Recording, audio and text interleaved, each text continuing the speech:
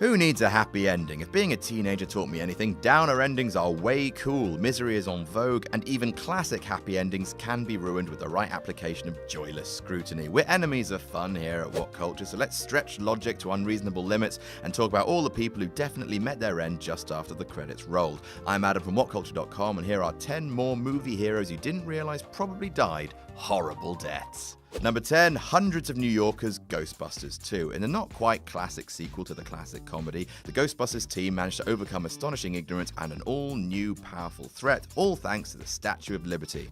But wait, in their haste to take on Vigo because Dana's baby is more important than all the rest of New York citizens for some reason, the Ghostbusters neglect to even remotely deal with a far more significant and immediate threat. Along with the cool shot of the Titanic arriving because boats can be ghosts too, shut up, there's a very brief shot of the giant Slimer-type monster that seems very much intent on killing, maiming, and destroying. The Ghostbusters literally pay no attention to that, and even if they go back and deal with it after Vigo, it's probably already had its fill of tasty New Yorkers. Number 9, Dirk Diggler, Boogie Nights. Just as Dirk Diggler is about to flush his life down the pan thanks to his fondness for cocaine and some seriously questionable business decisions, he has an epiphany thanks to staring death in the face and turns his life around, or at least back to dicking for money, which as happy endings go, isn't all that bad. But wait, Boogie Nights is the archetypical downer ending that no one really sees coming. The film is based, at least loosely, on the life of John Holmes, professional swordsman and poster boy for the golden age of porn in the 70s.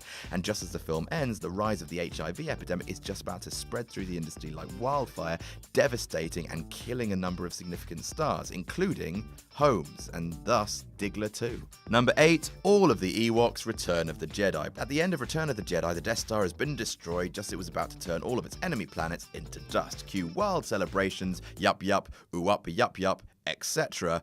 But wait, despite what Lucas said about the destruction of the Death Star, a space station equivalent to the size of a moon, remember, not having any other effects, it's literally impossible for there not to have been. One Dr. Curtis Saxon, an actual astrophysicist at the Mullard Space Science Lab, has confirmed that the explosion of a small artificial moon in low orbit sends a meteoric rain onto the Ewok sanctuary on a scale unmatched since Endor formed. In other words, the Ewoks are royally screwed. Nuclear winter, skies raining with fire, style screwed. Number 7, whoever was originally wearing Garland's new coat, Con Air. At the end of the brilliant film, with Cyrus the Virus slain and all the other cons in pieces, Cameron Poe was proclaimed a hero despite playing a significant role in one of the biggest disasters in Las Vegas history. After a heartwarming bromance moment with John Cusack, he whips his hair into the wind and walks off slowly to be reunited with his family, safe in the knowledge that every single loose end has been tied up in a nice little package. But wait, notorious murderer Garland Green is still on the loose, and regardless of him not killing the little girl and making her head into a hat, which is oddly used as some sort of indication of redemption, he is not cured. There may be no cure for what he's got, and it's only a matter of time before he flips, kills everyone in the immediate vicinity, and fashions their skins into some sort of complex tapestry. Maybe he's already killed. After all, where does he get that new coat from? Or the money he's gambling with?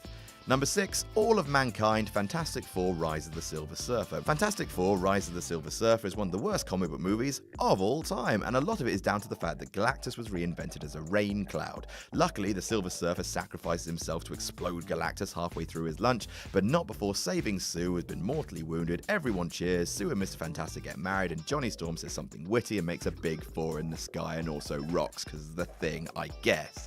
But wait, if you accept the fact that Galactus' explosion has absolutely zero impact on the Earth, unlikely but whatever, the fact that he's basically halfway through eating Earth seems to be entirely ignored by the sugary ending. As ecologists are always saying, the Earth is a fragile thing, and if you think of the damage that having a hole in the ozone layer did, what sort of untold devastation will having gaping holes in the Earth's crust unleash? Number 5, Doc Brown, Back to the Future. Hooray! Doc managed to build a time machine out of a train and steam. Apparently, he can just change his fidelity to his own rules at the drop of a hat. Don't change the timeline, Marty, unless you could potentially score with a hot teacher and fly a magic train toot toot. And at the end of the film, off he goes for many untold adventures into the past. But wait, a terrorist never forgets, so there's no way that the Doc can return back to his own timeline since most terrorist cells consist of more than 2 guys in a VW, and then you've got the fact that his alternative is flying to a future which is alien and scary to him, or travel backwards in time on board a flying train, and if you remember history, and you should, people in the past weren't ever particularly tolerant of magical things, and it seems unlikely that anyone in the Dark Ages would accept the arrival of a flying train and a family in weird clothes. They'd basically be more likely to burn them all as witches. Number 4, Beaks, Trading Places. In the climax of Trading Places, the Central Foursome board a train on New Year's Eve in order to stop secondary antagonist Beaks from getting his report to Philadelphia and ruining everything. They almost fail when Beaks discovers their plot, but are saved by a gorilla. Beaks is trussed up and dressed as another gorilla, and the finale sees him shipped off to Africa as everyone falls about laughing at the idea of him having to live with a gorilla for the rest of his life. But wait, what about Beaks? He's not a good guy, but he's trapped in a cage with a randy, violent gorilla and is on his way to Africa, where he's presumably going to be released into the wild. As long as he manages to survive the extended bouts of ravaging his cage mate has no doubt inflicted on him for entertainment. Number 3, Martin Blank, Grosse Pointe Blank. Having refound his inner self by the end of the nostalgic Killer with a Conscience comedy, Martin Blank overcomes 2 attempts to kill him and seemingly turns his back on his morally repugnant line of work to walk off into the sunset with the love of his life. But wait, the reason Blank is almost killed on 2 separate occasions is not because of his clash with Dan Aykroyd, it's because of a botched job that led to heat with some Basque separatists, the same one who sent Felix La Poubelle after him.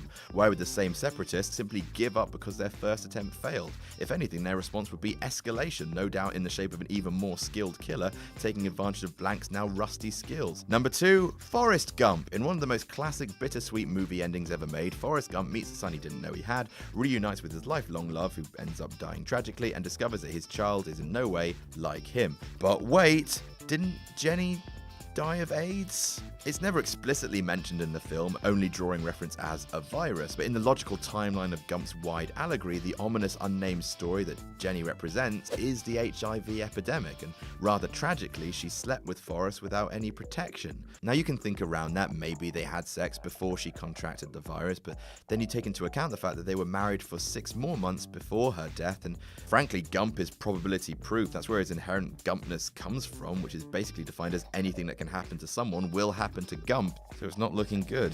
And number 1, Chip from Beauty and the Beast. In one of the most mean-spirited plot points in any kids film, the curse that befalls Beast because he's a bit of a D-bag ruins the life of everyone who works in his castle, regardless of how saintly they are in real life.